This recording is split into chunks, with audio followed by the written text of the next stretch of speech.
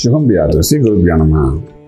కర్కాటక రాశి వారికి నవంబర్ 15వ తారీఖు నుండి 30వ తారీఖు వరకు ఏ విధంగా ఉన్న విషయాన్ని మనం ఇప్పుడు విశేషంగా తెలుసుకోవడం ప్రయత్నం చేద్దాం.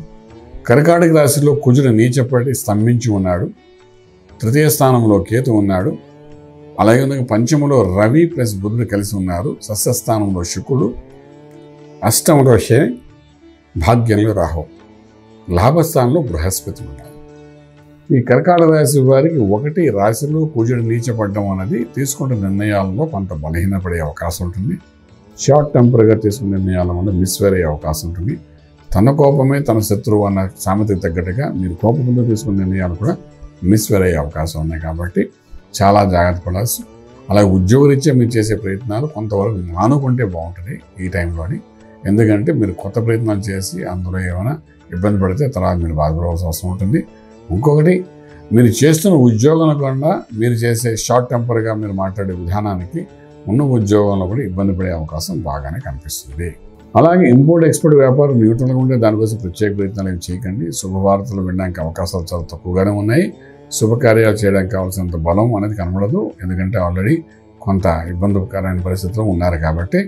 అలాగే మనం తీసుకుంటే ఆల్మోస్ట్ కర్కాటక రాశి వారికి అష్టమ శని యొక్క ప్రభావము, అష్టమ శని మీద కుజుడు యొక్క దృష్టి పడి అదొక ప్రభావము. అదేవిధంగా చూసుకుంటే మనకి భాగ్యంలో రాహు యొక్క ప్రభావము, లగ్నంలో కుజుడు యొక్క ప్రభావము, ఇవన్నీ ఏంటంటే 15 రోజులు కొంతవరకు ఏ నిర్ణయం తీసుకున్నా అందులో ఒక దోషమే తప్ప యోగం కనబడే అవకాశం లేదు. కాబట్టి ప్రశాంతంగా ఏది నిర్ణయం తీసుకోకుండా ఈ 15 రోజులు గడపగలిగితే చాలా బాగుంటుంది. ఎందుకంటే శత్రువు ఎక్కడి నుండి వస్తాడో కూడా మీకు తెలియకుండా ఉంటాడు. వాడు ఏదో శుభకార్యం జరుగుతుంది కదా వెళ్తే ఆ శుభకార్యంలో మీరు మాట్లాడే ప్రతి మాటలో కూడా తప్పు దొరికే అవకాశం ఉంటుంది. దానివల్ల అవమానపడే అవకాశం ఉంటుంది. అలాగే ట్రేడింగ్ కూడా పెద్ద చేసుకునే లాభదాయకం లేదు. కాబట్టి 15 రోజులు ట్రేడింగ్ చేయకండి.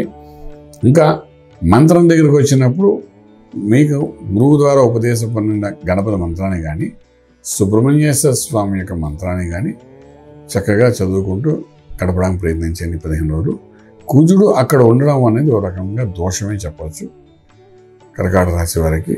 అంచేత కుజుడు అక్కడ ఉన్నంతకాలం కూడా కొంచెం ఆచితూచి వ్యవహరించడము చాలా అవసరం పడుతుంది. ఎందుకంటే స్తంభనం కూడా అక్కడ జరుగుతుంది. కాబట్టి వీలైనంత వరకు నిర్ణయాలు అనేది, ఒకవేళ మీరు పార్ట్నర్షిప్ బిజినెస్ చేస్తుంటే ఈ కుజుడు అక్కడ ఉన్నంతకాలం నువ్వు నిర్ణయం తీసుకోరా బాబు, నువ్వు నిర్ణయం తీసుకుందా నువ్వు ఓకే చేసుకో, నాకేం సలహాలు అనకడు, నా సలహాల ద్వారా నీకు ఇబ్బంది పడే అవకాశం ఉంది. కాబట్టి అప్పటి వరకు మీ నిర్ణయాలకి బలంగా ఉండి మీ నిర్ణయం ప్రకారం వ్యాపారం నడిచినా ఈ యొక్క కుజుడు అక్కడ ఉన్నంతకాలం మీరు నెక్స్ట్ లెవెల్లో ఉన్న వాళ్ళకి అప్పచెప్పి మీరు ఓన్లీ ఒక స్పెక్టేటర్ లాగా అబ్జర్వ్ చేయడానికి ప్రయత్నం చేస్తే కొంతవరకు వ్యాపారం నిలబడుతుంది.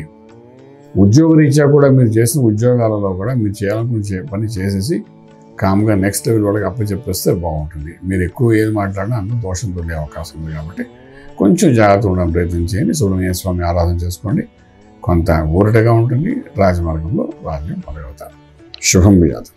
పూర్తి వివరాలకు సంప్రదించండి శ్రీ వేదమాత గాయత్రి జ్యోతిష్యాలయం, బ్రహ్మశ్రీ మంతా సూర్యనారాయణ శర్మ గారు, Srinilayam, first floor, 101, Sai Vaibhav layout, Chitrapuri colony పక్కన, కాజాగూడ, హైదరాబాద్ 500008.